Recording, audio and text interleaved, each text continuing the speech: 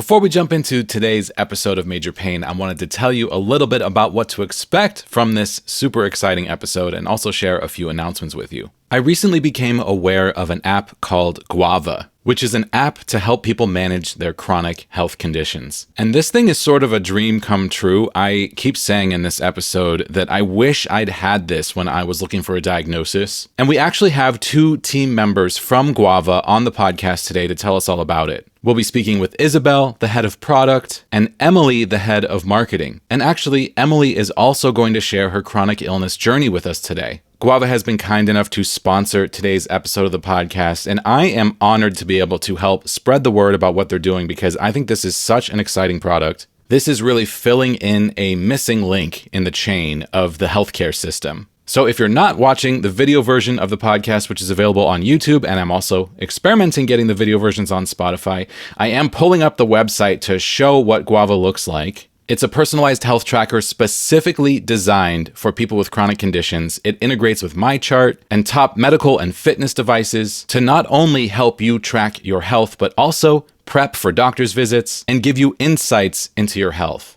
There's a daily health tracker to allow you to track symptoms, mood, sleep, food, caffeine intake, medication, exercise, and it even automatically pulls in weather information like temperature and air pressure. Guava pulls all this information to you and shows you what may be affecting your health. This information can also be used to help you prep for your doctor's visit, and there's actually an AI-enabled visit prep experience built into the app. They also make Guava tags that you can stick onto any item. Tap the tag with your phone to log meds, symptoms, hydration, activities, and more. So if you're like me and you can never remember if you took those pills in the morning, put a Guava tag on your medication, tap your phone with the tag, and then you'll know for sure. We'll learn a lot more about Guava talking to Emily and Isabel today. This is such an exciting tool for the chronic illness community. It is free, and you can find it on the iOS or Android App Store. In other news, so much is going on in life right now. I just turned 40, just got back from my birthday trip to Las Vegas with a bunch of my friends. It was one of the most fun trips I've ever been on in my life. It was the perfect way to kick off being 40. What a great celebration. Thank you so much to all the friends who came. Right after that, I went to New York to participate in a trade show with Cosmodio Instruments, the guitar pedal company I've been working with. And then we went back to Cosmodio headquarters to make a whole bunch of content that'll be coming out for months to come. And now I'm in the midst of finalizing everything for our wedding because Andy and I are getting married this week. I can't even believe it. After the wedding, we're heading on our honeymoon. We're going to Jamaica, Puerto Rico, and Disney World.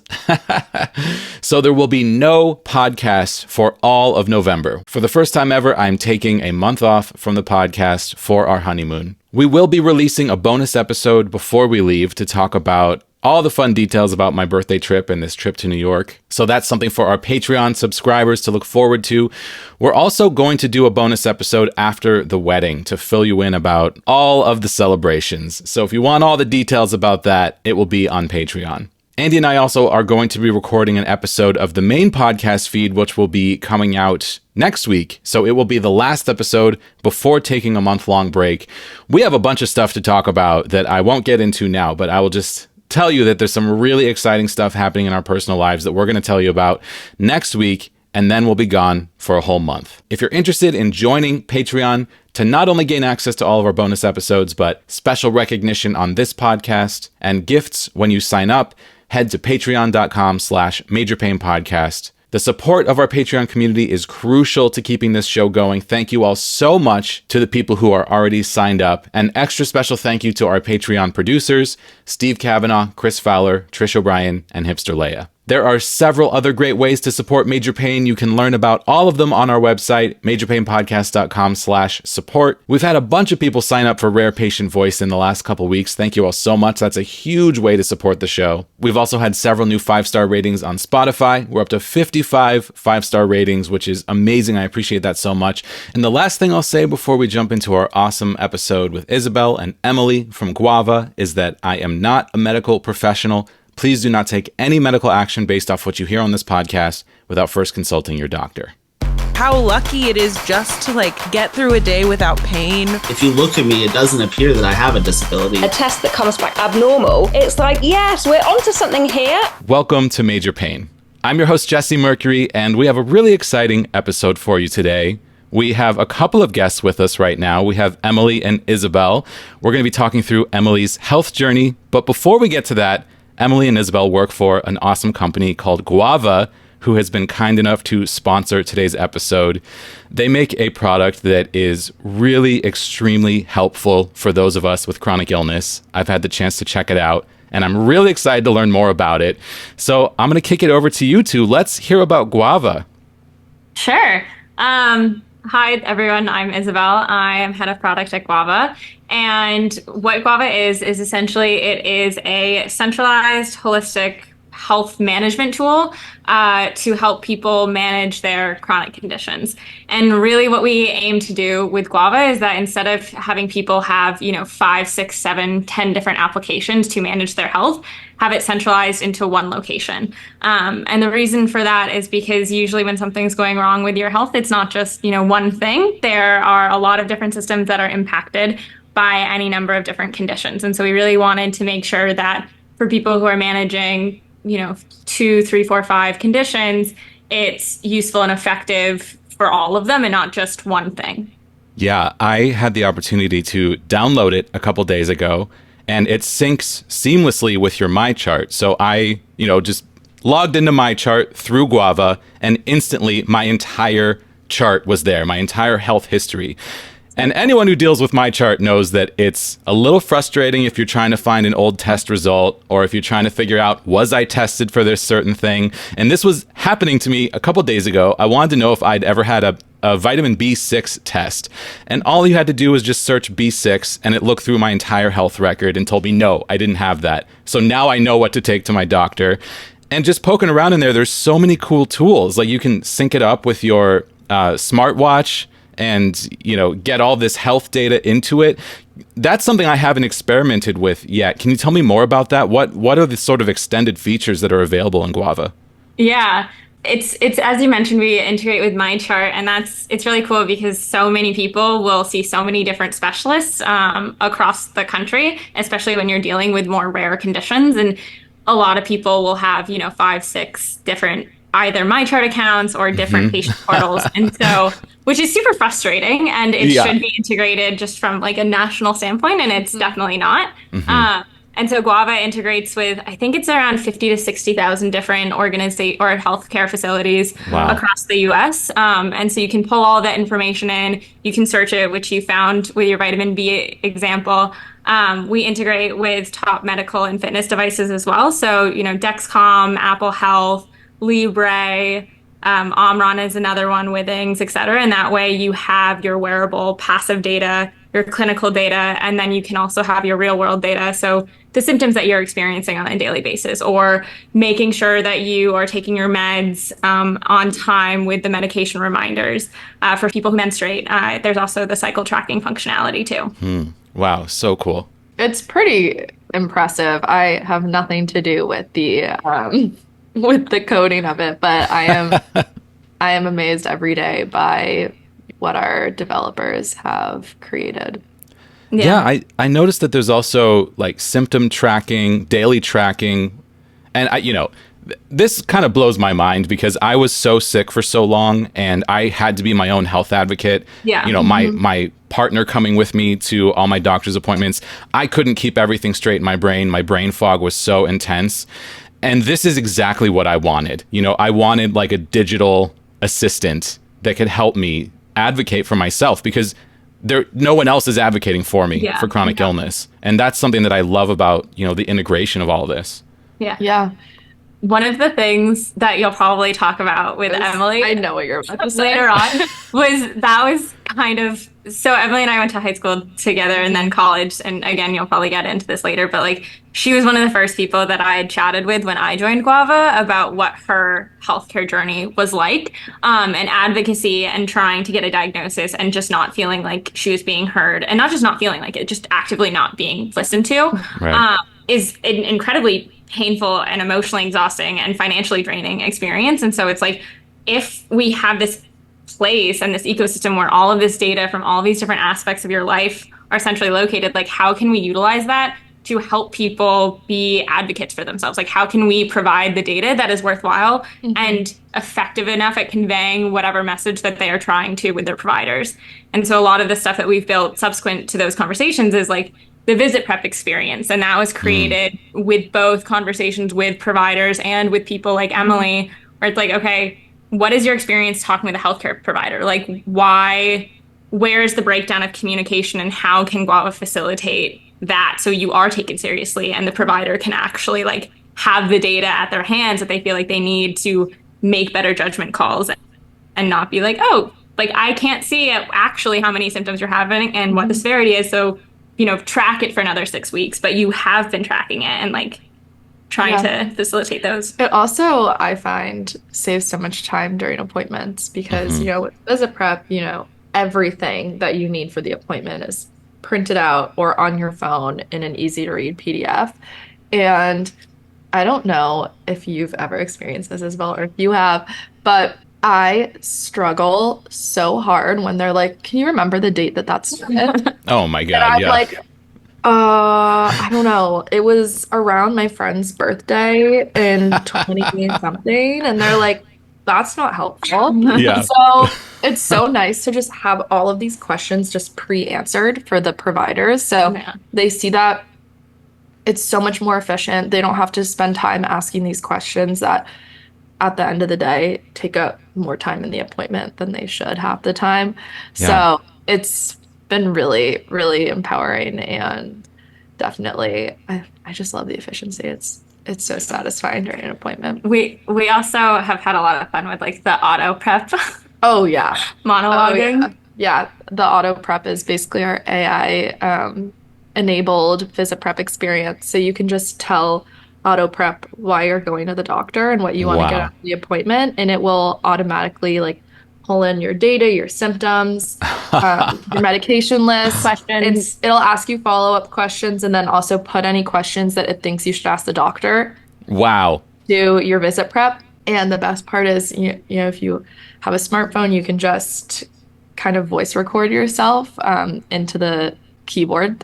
Into the keyboard, and you don't really have to do that much work. Wow. This is what we should be using AI for. This is incredible. Absolutely. Yeah. Yeah. And it's your personal AI assistant where it has access to your medical records. I mean, that is such a powerful tool. And I can only imagine we're just kind of scratching the surface here of what is possible in the future. I mean, this is obviously a very full-featured app already. I was so impressed when I logged into it, and it was just immediately useful to me.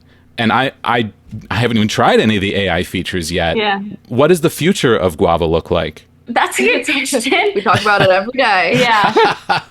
I would say that there are a lot of problems in healthcare across the ecosystem and across different parts of the healthcare journey. For now, I think that our general focus is definitely trying to improve the quality of life for people who are managing chronic conditions, especially those more rare or less researched where there's not an obvious answer. I think that as a team, we are definitely tech heavy, which is awesome because we iterate really, really quickly and we want to make things as efficient and automated as possible. And so having more AI capability and components within the Guava ecosystem is definitely part of what we're looking to achieve, just because like to your point, AI for the sake of AI is not great in my mind, but AI for the sake of improving the quality of life or improving the tracking efficiency for people or insights for people is worthwhile. And so I think that that's definitely something that we're looking at in the near term. In the long term, health is relevant for everyone, and it usually tends to only catch people when things start to go wrong. But at the same time, like health is still relevant for everyone. And so what we want to make Guava is this thing and this tool that is relevant for everyone, no matter where they are in their healthcare journey, and really being that like guardian or partner in your healthcare journey, wherever that may be and whatever that may look like. And that's definitely a longer term goal, right? And so we're trying to make sure that we're solving the really hard problems for people who really are looking for solutions as fast as possible and as soon as possible. And that's definitely in the chronic condition space. Absolutely. I just can't imagine what it would have been like to have this when I was hunting for a diagnosis Yeah. And That's what I'm saying. I say that every day. yeah. And I mean, and the basic version of Guava is free. Yeah. Mhm. Yeah, it's pretty incredible. That's the first question people ask. They're like, how much Yeah. does this cost? And I'm like, it's free. Yeah. There is a premium option, but you can get so much done on Yeah. the free version. Accessibility is super important to us. Yeah. Yeah, it's really mind-boggling. I mean, I can tell that this is a passion project. You are doing this because you literally want to help people advocate for their own health. And Yeah, you're giving us the tool that we've all been wishing we had, which is an advocate. You know, and this is because it's digital and because it's AI, everyone can have their own. What are the differences between the free and the premium versions of Guava? So we definitely want to make things as accessible as possible. And so for us, what we've included in premium are the things that at the end of the day is worthwhile for people to pay for. It would be a really bad experience if like you have to pay for something that is very basic or not actually improving your quality of life. And second to that, which I think is really important, is it's the components of Guava that cost us money. So, for example, the Guava emergency card is something that is included in premium, and that is like a physical product that Emily keeps in the back of her phone. Oh, no. Here it is. There we go. And that is effectively, you know, a card you can carry around. It has a QR code, so when you scan it, it has access to relevant emergency level health information. Personalized. Yes. Wow. And it's always updating. So as new meds or as new conditions are added from your patient portals, it's updating on the card. Yeah. Like, say if Wow. someone needed to, they could see the medications you've taken in the past 24 hours. Oh my God. This is Helpful. Yeah. unbelievable. I mean, this is just, there's so many problems in the healthcare system, and y'all are just like collecting these problems and trying to provide a solution. Where did the idea for this come from? So the two co-founders are Alex and Dylan, and I would say that their general like ethos, if you will, are self-quantifiers and people who like solving hard problems. So, and they like working with large data sets. So it's this idea of they are very tech savvy, they are very smart, they're generally, you know, compassionate, empathetic people, and they recognize that health is a problem for everyone. And to the earlier point, like, people generally only start caring once things go wrong.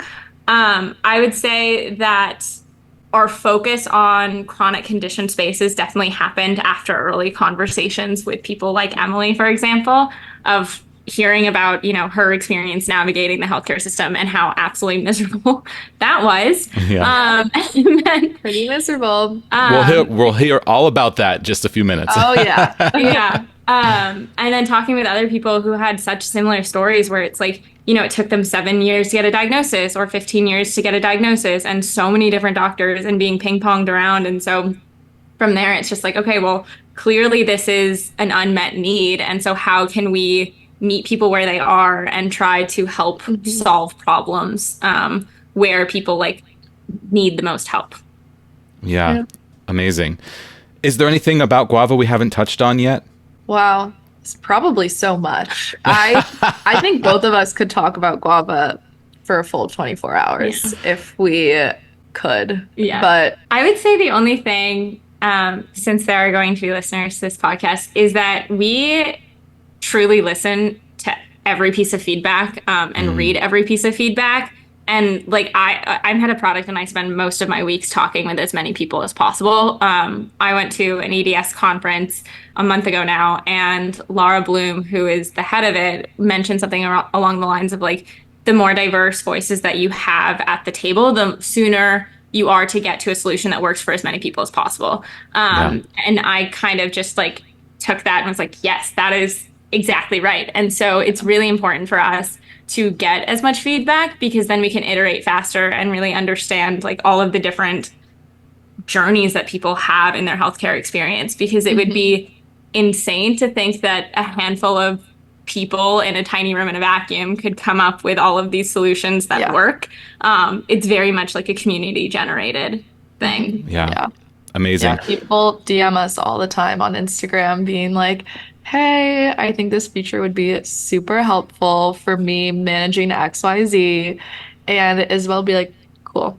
Let's talk. And just pick their brain a little bit more about what they want from a feature. And if it's one that makes sense, it gets built. So Amazing. it's awesome. Well, we're going to hop into discussing Emily's health journey. But before we do, where can people go to find Guava? Is there a website? Are you on social media? Obviously, you just mentioned Instagram. If people want to download it, what's the next step?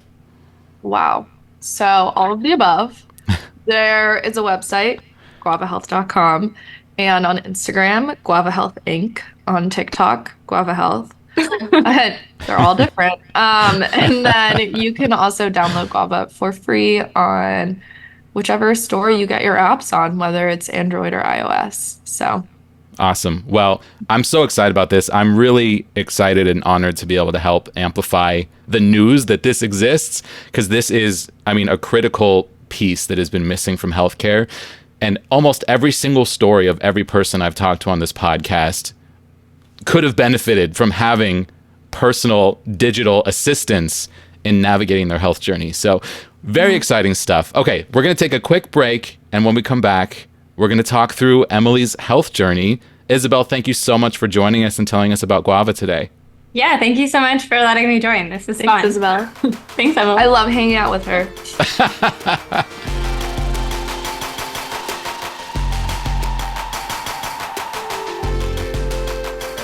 Okay, we are back with Emily. I'm so excited to hear your story today. But before we do, let's get to know you a little bit better. So why don't you tell us a bit about yourself? All right. Hello, I am Emily. I am 27 years old and I work in marketing for Guava Health. And I live in sunny Southern California, although I am from the opposite, Boston, Massachusetts. Although I love New England, it has a very special place in my heart. And I love to get outside as much as possible. I love to cook. I love to be active in whichever way my body allows me to be active, which in my case these days is Pilates. And I love spending, so cliche, but I love spending time with my family and friends. I am known to host dinner parties, cocktail parties, and, just come up with any excuse to get everyone together. I'd say cooking for people is definitely one of my love languages. I'm also allergic to a million things, so I am forced to cook for myself every night. I can't really have anyone else do that for me. So I've been forced to love it and get creative with it, which is Oh my God. kind of a blessing sometimes. I couldn't relate to that more. I have to cook every single meal for myself. I can't have anything pre-made because of MCAS. And I have all these sensitivities and I have to be on the low histamine diet. And yeah, it's very frustrating. Are you a recipe person, or are Okay, good you a question. creative person? You like to just kind of throw things together? I used to be not a recipe person at all. And then during, I'd say in like 2019, 2018, I got really into the Bon Appetit YouTube channel, which was in its heyday at the time, and started getting pretty into recipes. However, my attention span is not great, and I'm a very forgetful person. So I often forget that I'm in the middle of following a recipe when I am. So I end up going off script like 80% of the time. But it's really fun because, it allows me to be creative, and it's nice to just get some inspiration from the original recipe. And I love scouring recipes to see what I should cook for dinner, because every night I'm just like, God, I need some inspiration. Yeah, So. I love that. It's so cool. Cooking is amazing. It's an art form. It is a necessity. Absolutely. And it is a love language. There's so much that's involved in it. That's very cool. I've always loved how it brings people together. I think food is really special for that. Absolutely. Well, okay. I'm really excited to hear your story, especially after hearing about how your experience inspired the creation of the Guava app. Very interesting. So let's jump into it. Emily, what is your major pain? My major pain, or pains plural, is I have, a classic trifecta of mast cell activation syndrome, Ehlers-Danlos, and POTS. And I also have celiac disease, which I always forget is an autoimmune disease because I lump it into an allergy category in my head. But I am like, Emily, that's autoimmune. And then I also have been diagnosed with so many tick-borne illnesses, Lyme disease, Bartonella, tick-borne relapsing fever. And I'm still working on getting rid of those. So Wow. they really stick with you for a while. And I think those are my main ones. I feel like I'm always forgetting some.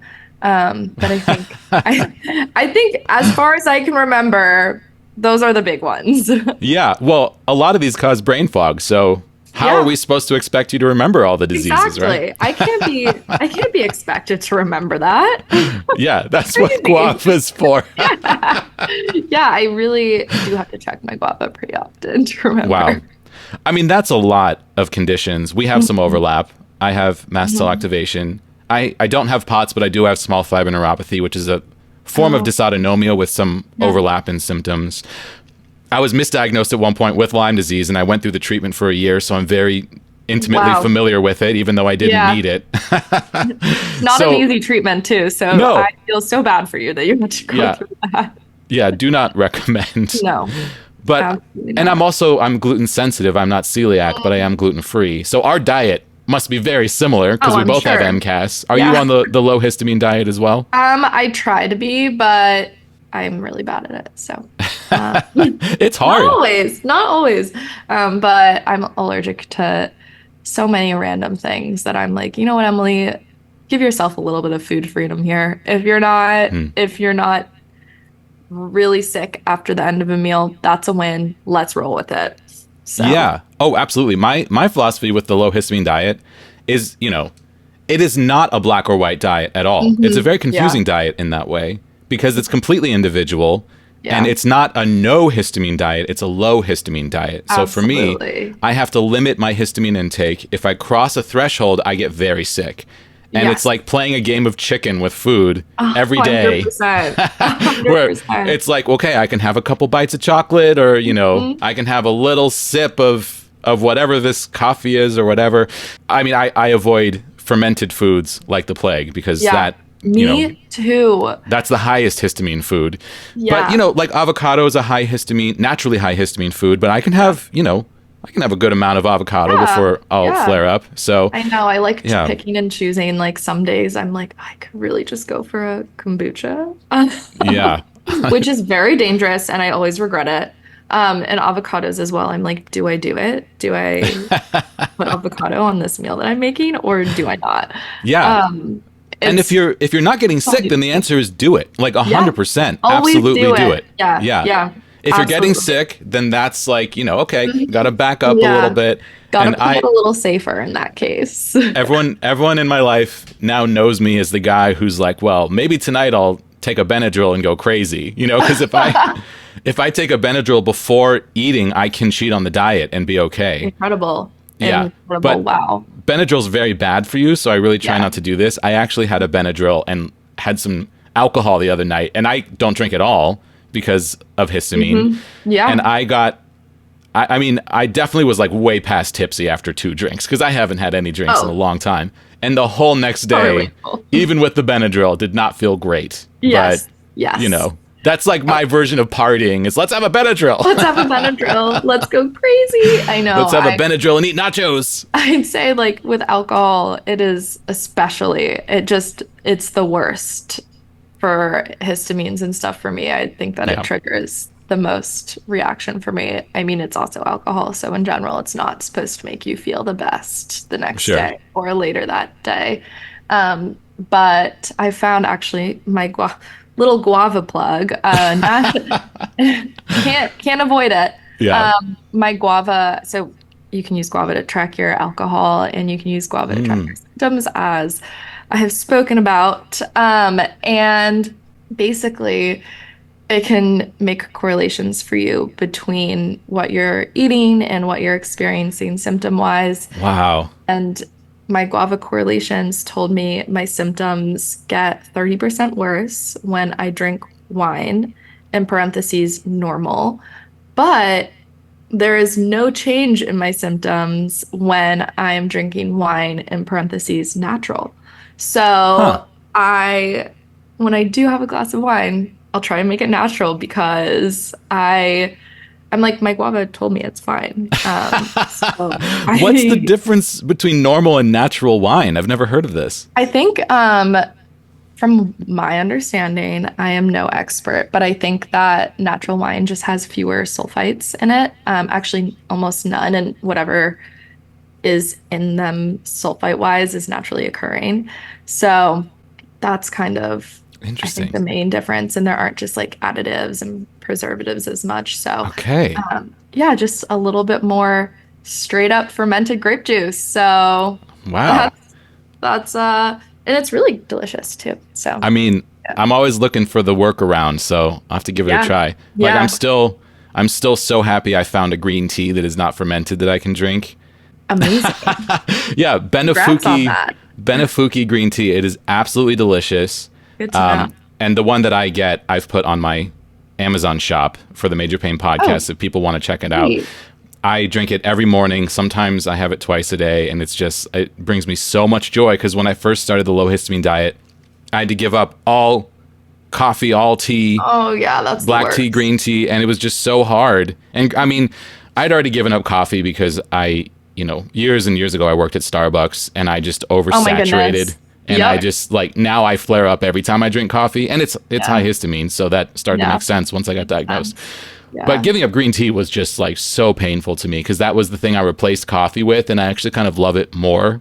Yeah. And I'm really into it. I have all this nice teaware, and Ooh, that's the best. yeah, just having to give that up was just so painful. And finding a tea I can drink that actually is one of my favorite flavor-wise That is green teas such I've a ever had. best case scenario. I know, it's awesome. Yeah, it's like when I That's found great. out that I could eat eggs. Like I don't react to eggs because everyone's low histamine diet is different. Very huge. Huge, yeah. That's massive.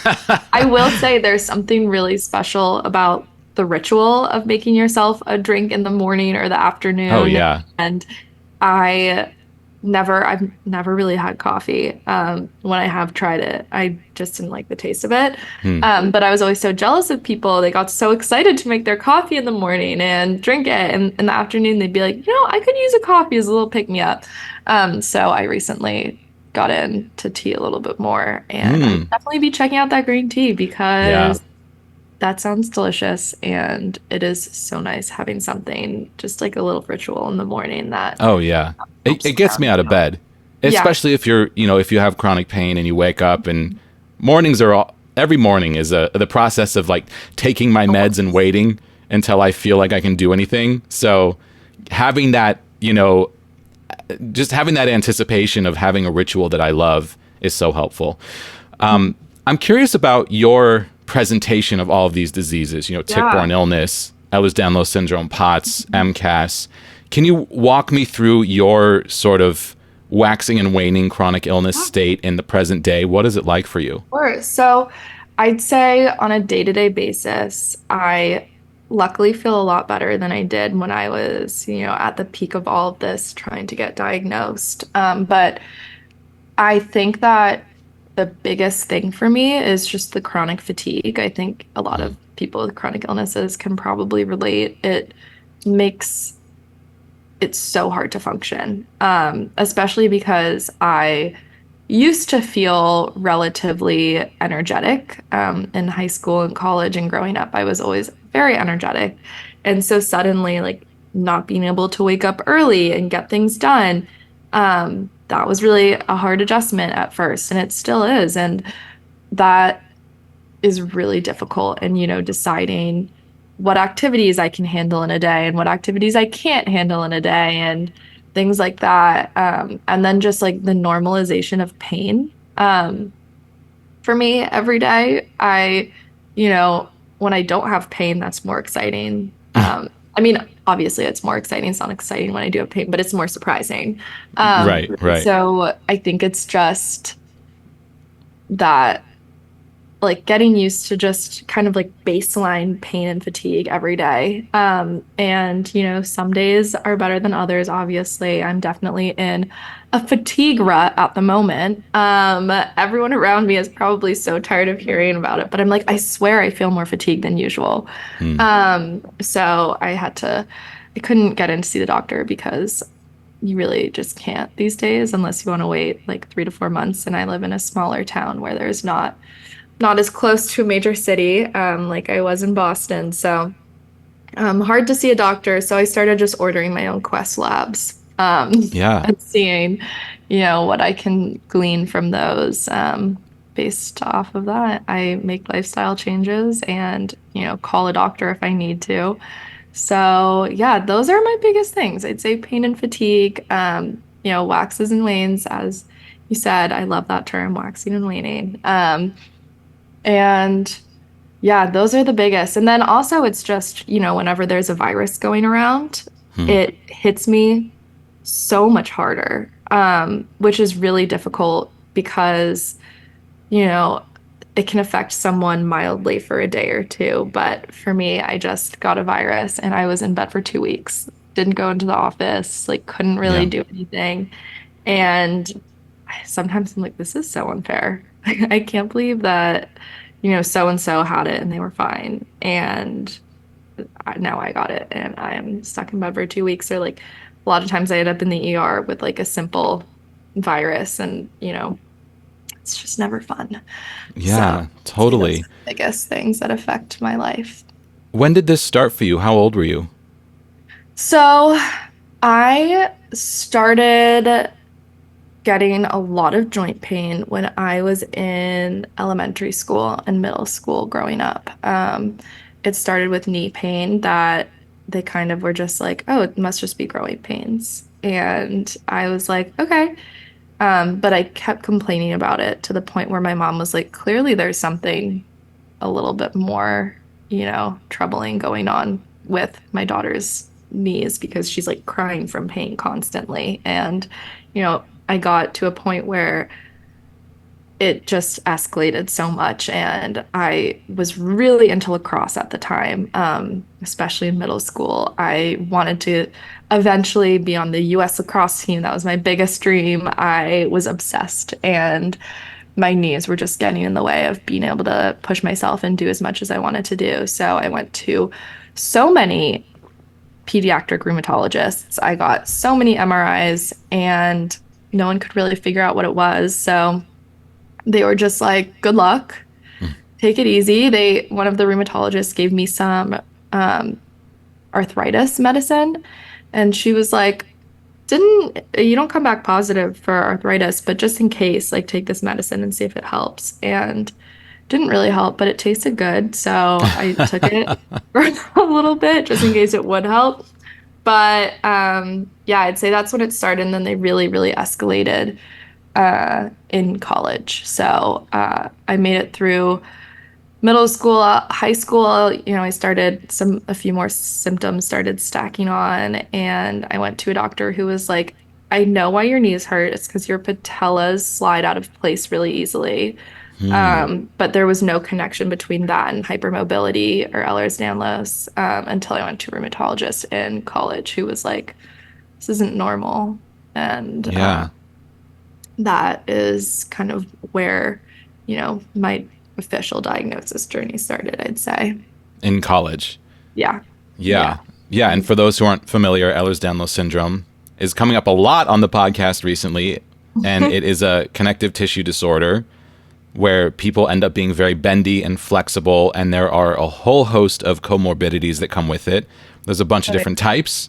And did you say you're the hypermobile EDS? I think so. You never know. I haven't been to a geneticist, so I haven't confirmed anything. But as of right now, hypermobile EDS. But, you know, I tried to go to the geneticist, and they were like, well, if you meet this criteria, we're not really, like, we're comfortable diagnosing you with EDS without seeing you. And we don't really have any patients anyways. So I was like, okay. Yeah. I mean, if you also have POTS and MCAS, that's like huge. Exactly. correlation there. They call that the EDS triad for a reason. Oh, yeah. Yeah, but there is value in the genetic testing if you have like vascular EDS Absolutely. or a different type that can lead you to look for different comorbidities you may not even know you have. I think it's really important to rule out the vascular kind as soon as possible. That I did get checked for that as a child. Oh, good. Because they noticed I went to a cardiologist during my journey, and they did a quick check on the valves of my heart to make sure that, nothing was affected by how flexible I was. And once they were like, all right, that's not affected, you're fine. There was no follow-up or anything. So I just wanted to make sure I was going to have a healthy heart, and that's it. And, I think as a child at the time, that was pretty important and what I was most concerned about. And I got why they just focused on that. But yeah. So in college, you kick off this diagnostic odyssey. How long did it take to get that diagnosis of EDS? Great question. I went to my first rheumatologist as an adult, my sophomore year, and I got diagnosed with EDS. So sorry, I still speak in terms of college years. I don't know why I don't remember the number year instead. But I went to my first rheumatologist in 2017, and I got diagnosed in 2021. Oh, wow. So it was a long process. Really, really long process. And it took me through so many different doctors and, kind of piecing things together from different specialists and going from there. And then, God, it was so frustrating. But And when did the triad come together? When did you first find out you had POTS and MCAS as well? I found out I had MCAS in 2021 as well. I was going to a pretty routine allergist appointment. This is so random, but I had a really weird feeling that I had suddenly acquired new allergies. And I didn't have proof because I hadn't really eaten any of them, because once I got this feeling, I stopped eating them. And my allergist has been with me since I was 2 years old. He actually just retired. But shout out Dr. Moody. He was great, and he was like, okay, fine, I trust you. Let's test you. And sure enough, things came back positive. Almost everything that I had suspected came back positive. And he was like, that's not normal based on other symptoms you're having. He had kind of known how sick I was and how, I couldn't work at the time. And he was concerned about that. And he was like, I think that this all kind of is connected. And he was the first one to suggest that and be like, I think you have mast cell activation. So we started with that. And then he was like, I've been reading research recently about how there's a huge connection between ehlers-danlos and mast cell activation. So that's where the EDS piece came in. And I talked to my rheumatologist about that after talking to my allergist. Oh, wow. Yeah. And then the POTS thing was like super casual. I was just at the PCP, I think a year later at, a routine appointment. And I was like, I think I have POTS. And they just did a quick test. And they're like, yeah, like, let's just toss that on your chart. You do. And so, yeah.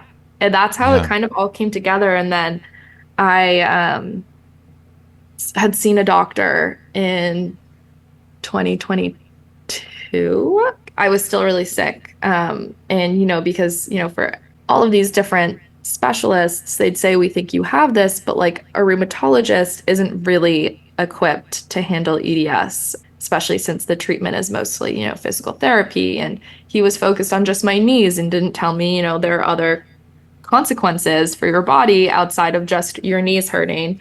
And I also didn't think to talk to him about, any other symptoms I was experiencing, because I was just talking about how my knees hurt so much all the time. And then, I had the allergist, and for MCAS, he was like, just take Pepcid and Zyrtec every day and you'll be fine. And so there wasn't much kind of like, let's figure out why this is all happening and why this has all gotten worse. And I just was so sick and getting worse. So I was trying so hard to figure out what was wrong with me. I quit my job to full time go into detective mode with my health. Wow. And I was lucky enough to have my mom help me. But basically, I have these kind of like nerve attacks in my hands where I couldn't use my hands for extended periods of time. And that started when I was in high school, but it would be just on one finger and it would go away in a few minutes, and it would happen once a month maximum. And so I didn't really think much of it.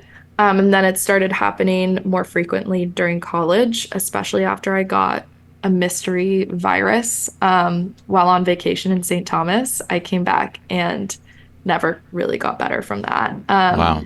And so, yeah, all through college, there'd be times when I'd have to like just sit there with my hands hanging like this, being like, I can't use them. And like the pain was excruciating. And, different doctors had prescribed me different pain meds, and no one knew why I was having it. And so this was getting really bad in 2021. And I finally ended up at a doctor who was an internist, and she has a private practice, and of course did not take insurance because my first appointment with her was 3 hours long, and I went through every symptom I experienced and all of these other medical issues. And she was like, I think that this was triggered by something else that you had in your body and then triggered all of these other things. Like I got diagnosed with celiac in college amongst all of this. So she was like, if you weren't always reacting to gluten, what could have triggered celiac or other things? And she suspected 3 different tick-borne illnesses. And we got my blood tested and they all came back positive. Wow. So based on, when my symptoms started, we kind of thought that it would have been at least 10 years since I acquired these and never treated them. I grew up with dogs. I grew up in New England. I remember having so many tick bites growing up back when there wasn't as much education around tick-borne illnesses.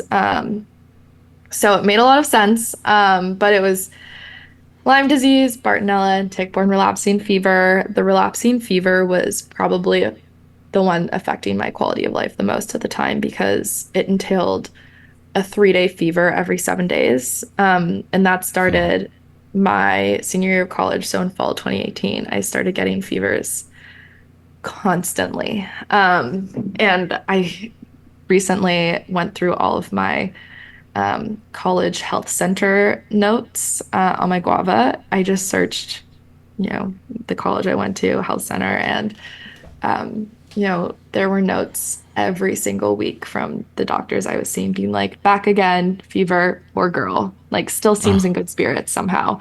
Wow. So I was reading through all of those and I was like, wow, I really went through it. And they were trying to figure it out and they just couldn't figure anything out. So thank God I saw that doctor. And I think the thing that stuck with me the most was the fact that I had enough privilege to go get that diagnosis. And I was able, luckily, to go to this doctor and pay to see her.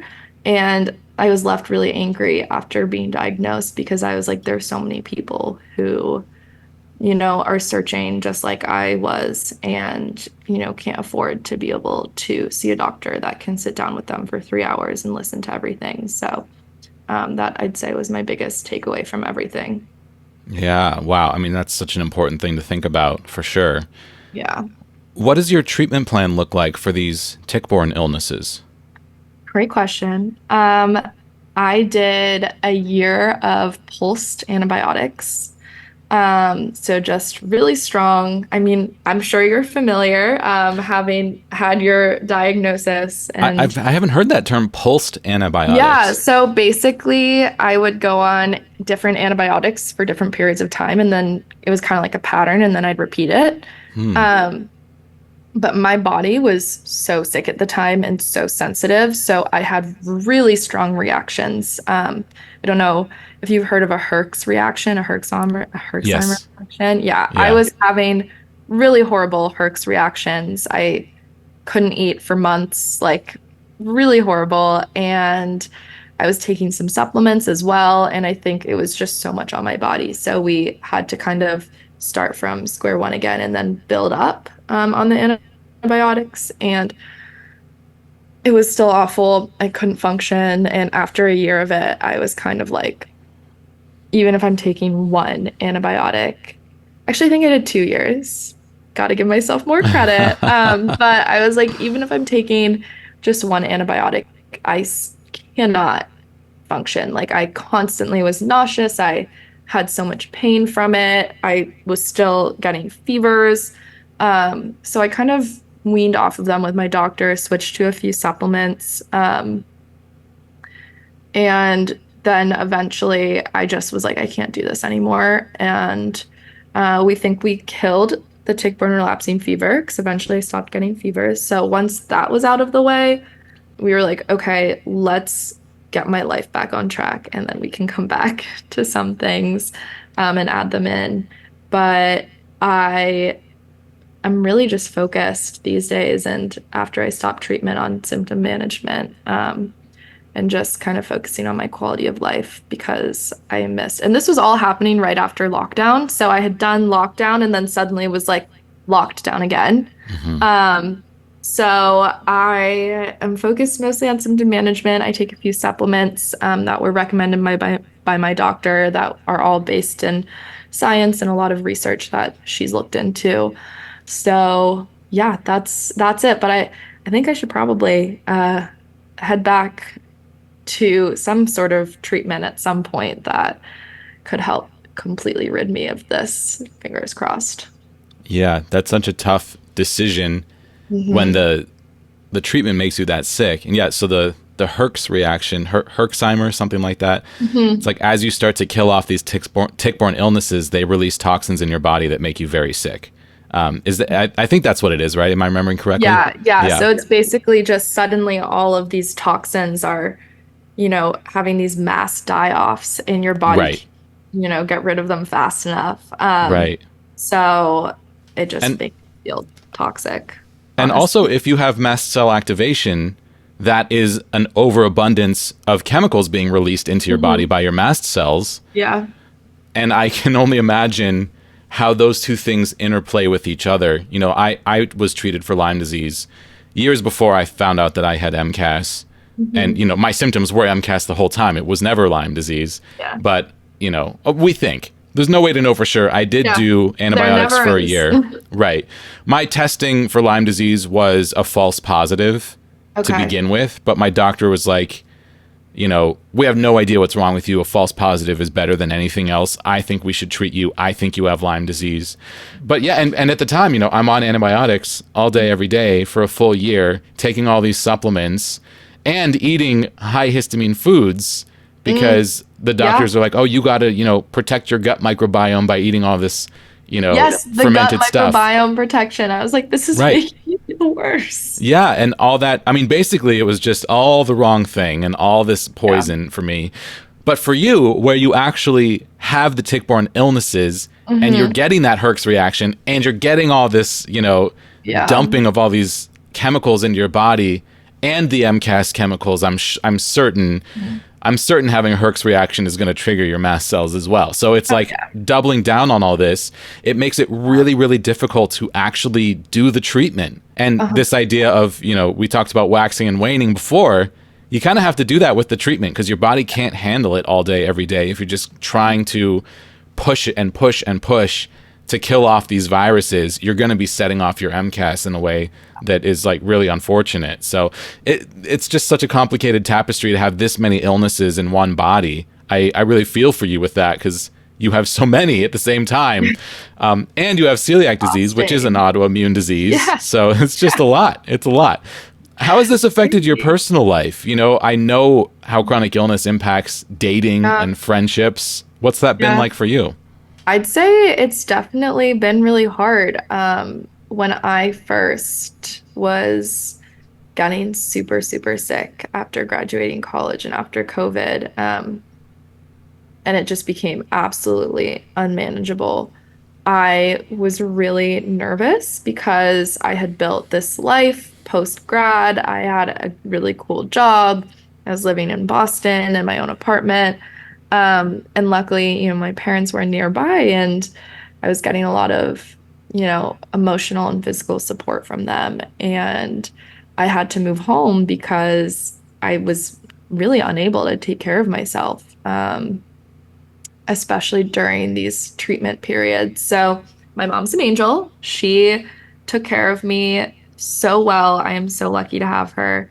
And I feel really bad for her because she was probably really worried at the time. I did not look healthy. And I just seeing me in so much pain, I know probably affected her.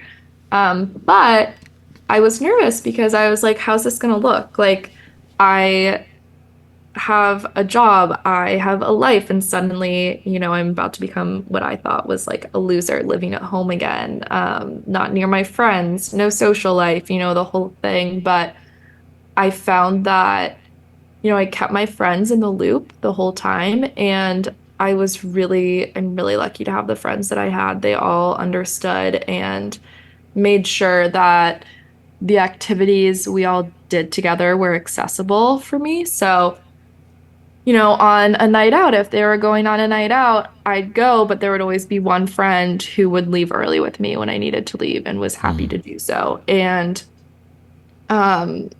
or I'd be like, guys, I feel so sick right now. And they'd be like, let's all evacuate Emily. Like they turned it into a game and they'd be like, let's get her home and comfortable.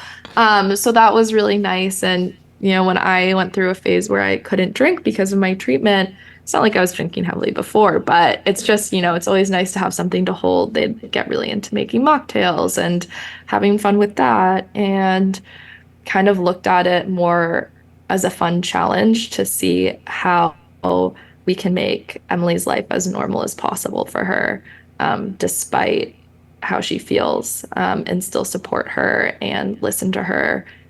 And yeah, I feel so lucky. And, they still planned little weekend trips where the main event would just be resting. They'd be like, this is resting time.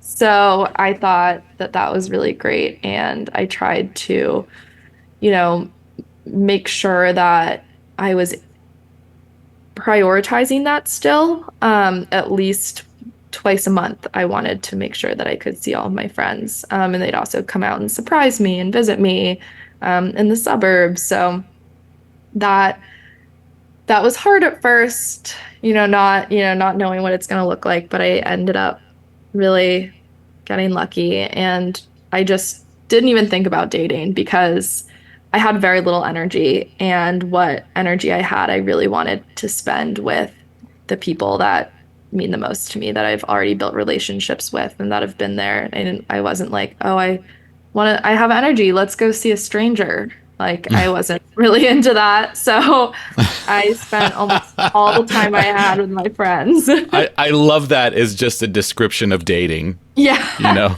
Right? Like I just wasn't. I was like, no, this is a stranger. Why would I spend what little energy I have on someone that I don't even know when I can see my friends and my family? Yeah. Yeah. I think that, it affected me a lot at first, but eventually I got used to it. And I did want to move out of Boston, but had to stay there, when I was getting treatment and living with my parents. So that was also hard. I felt a little bit just held back from everything I wanted to do. But eventually I was able to move out, and I moved here to sunny Santa Barbara. So it's, it's nice. I wish I could tell myself back then that, you'll be living your own life soon. You don't need your mom to hand feed you pasta anymore. Thank God. So. Yeah. And what does it mean to you to be, channeling all of this experience into an actual job with a company that cares about that and is trying to help other people like you? It's so empowering. It is the coolest thing ever. I can give a little backstory. Sorry, I am such a yapper. That's great for a podcast. That's what we're here for. Wow. But I can give a little backstory about how that came to be work-wise. Isabella, who we chatted with earlier, she is our head of product at Guava, And I went to both high school and college with her. So we go all the way back. And I first posted it on Instagram when I got really sick and finally found a diagnosis, just kind of talking about, just as a reminder for people that wherever you are in life, that's okay. There's no timeline you have to follow. And I was also talking a lot about how, what bothered me was that I had the privilege to get this diagnosis, whereas a lot of others can't. So it was a lot about the importance of accessible healthcare. And Isabel had just started working with Guava when it was first originating. And she reached out to me being like, hey, could I talk to you? We're trying to make this healthcare product, and we really want to make sure that it works for people who are spending a lot of time in the healthcare system, which I know you are. And we got talking, and we were just having such great brainstorms based on experiences that I was having at the time, trying to get diagnosed and trying to find treatment that worked. And at the time, I think I was taking 20 medications. And so my medication schedule was on sticky notes on my wall, and she made me send so many pictures to her. And she was like, how can we make this so it lives on your phone and is a little bit more dynamic, a little bit more easy to navigate? And we just had so much fun kind of playing off of each other. And she's an incredible ideator and, product designer. So I had to FaceTime her after my doctor's appointments and be like, here are my pain points during that process. And she'd take that and be like, okay, what if we created this feature to help you on that? So that was really cool. And we just got talking so much that I ended up working for Guava because Isabel was also doing the social media, which is not her favorite thing to do. And it is one of my favorite things to do. So I started kind of helping her out with it. She'd be like, does this look good? And I'd be like, no, just send me the link and I'll fix it. So now I get to fully originate all of the social media posts. It's great. And that is what brought me to work with Guava. And I think my experiences still guide the product development. And I'm really lucky to be able to help others through my horrible experience. Yeah, it's so exciting that you found this connection, and it sort of, in a way, gives purpose to your journey.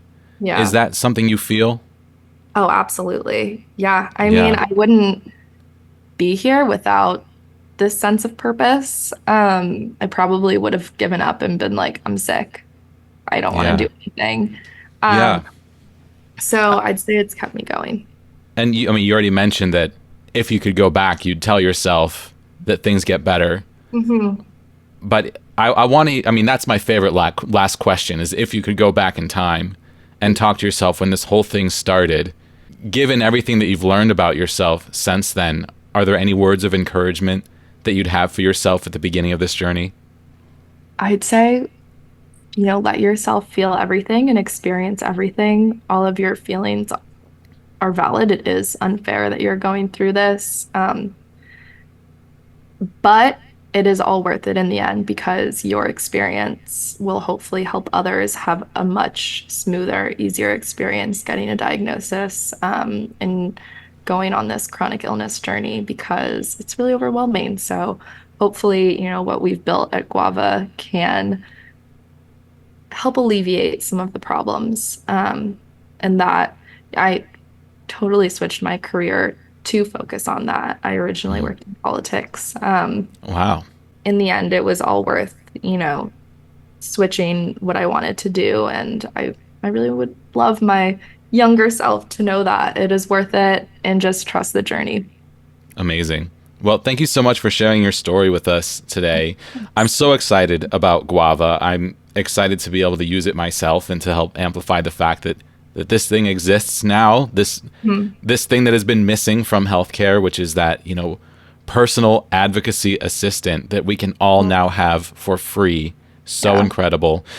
Thank you for coming on the podcast today. Thank you for telling us about Guava. Please remind us where we can go if people want to check out Guava, or anything else you want to plug, your own social media, anything like that at all. course. Well, I definitely post way more on the Guava social media accounts. So definitely go give Guava Health Inc. a follow on Instagram. I swear the content is pretty cool, if I do say so myself. And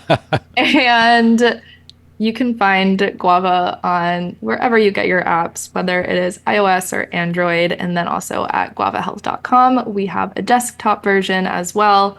Well, just, the website, you can go on Safari, guavahealth.com, make your account there. If you're, not as into using your phone for all of that stuff, you can do that as well. So Awesome. Well, Emily, thank you so much for coming on the podcast and for sharing your story with us. Yeah, thank you. I hope, if anyone else is listening on their chronic illness journey, just know you're not alone and it does get better. So I'm happy to share my journey so everyone can hear that they're not alone. Thanks for listening to this episode of Major Pain. I'm Jesse Mercury, your host and the producer of this podcast. Artwork by Egg Salad Salad. Our theme music is the song Time Machine from my synth-pop album Sci-Fi, now streaming everywhere. Support this show on social media, TikTok, Instagram, YouTube, and Facebook, all at Major Pain Podcast. If you have questions or comments you'd like to share with myself, our guests, or our listeners, send an email to majorpainpodcast@gmail.com. You can also visit our website to learn more about this show, support its creation, or comment on any episode at majorpainpodcast.com. Major Pain is supported by our listeners on Patreon. Thank you to our $2 per month supporters, our $7 per month patrons Naomi Adele Smith, Sunny Roberts, Kelsey Matson, Alexandria Henderson, Justin Minnick, Laura Stevens, Heather Muncie, and Robert, and our $25 per month producers Steve Kavanaugh, Chris Fowler, Trish O'Brien, and Hipster Leia. Learn how you can support this podcast while receiving special recognition on the show, gifts, and monthly bonus episodes at patreon.com/majorpainpodcasts.